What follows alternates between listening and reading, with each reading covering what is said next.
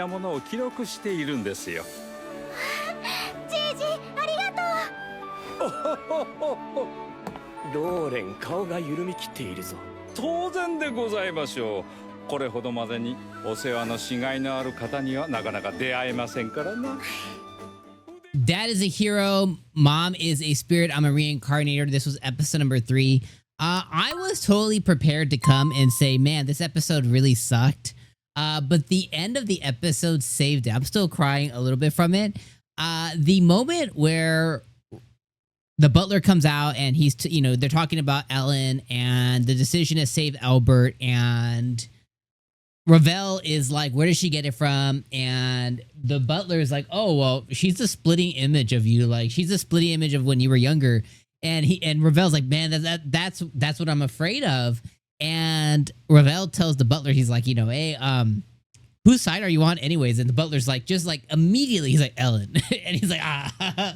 And I don't know if it was the timing or what, but like I paused the episode because I was just like, you guys see me laugh. It's like, but like it made me laugh. I don't want to say it saved the episode because the episode wasn't bad per se. It wasn't good, but it wasn't bad. But the reason I think it was not good are for specific reasons, not because of the episode itself. I don't know if that makes sense. I'll explain. But like that moment,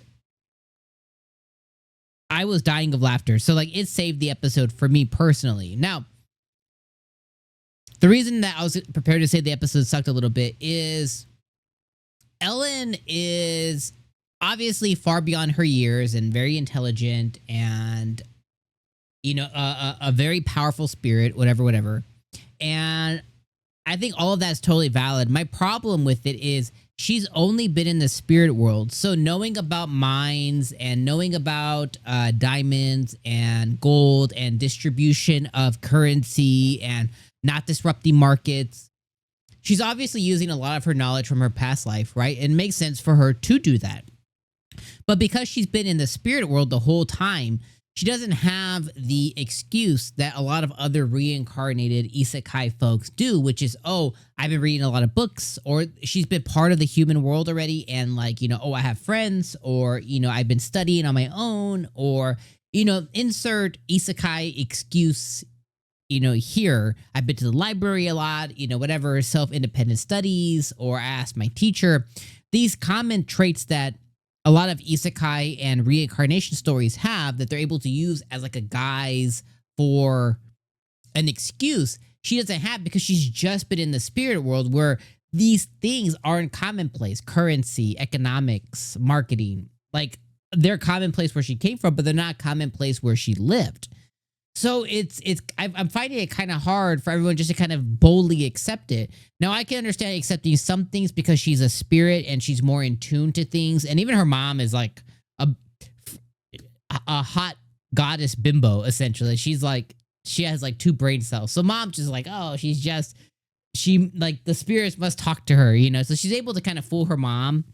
But the dad, he has rose tinted glasses because like, his daughter's like the best thing in the entire universe.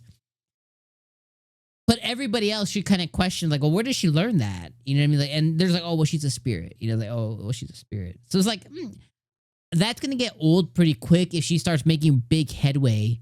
If they don't introduce her to like, an economics teacher or a history teacher or a magic teacher or whatever, whatever they're going to have prepared as they would for nobles, in these worlds.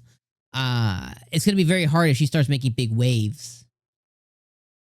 Just like this episode when she had appropriate eating etiquette, right? She takes that from her past world and she's just able to like implement it. And, enough of us have watched isekais to know like, oh, sit up and proper and right and stuff like that. So, you know why she's doing what she's doing, but the reasons behind it in world, in story is like, well, where you're kind of pulling out of your ass here. So it's like, where are you going to really get that from? So anyways, yeah, that's really all I got for you guys. I think this episode was a 7 out of 10. I think that last portion of the episode moved it from a 6 to a 7. But yeah, I think this was a good episode overall because of that end. And hey, all you gotta do is make your boy laugh. If I can find the funnies, I'm having a good time. And I think the butler is just awesome. And the grandma and the just Papa, like, oh my God. He's like, ah, like it's so fun. Anyways, I'll see you guys next week for episode number 4. Peace.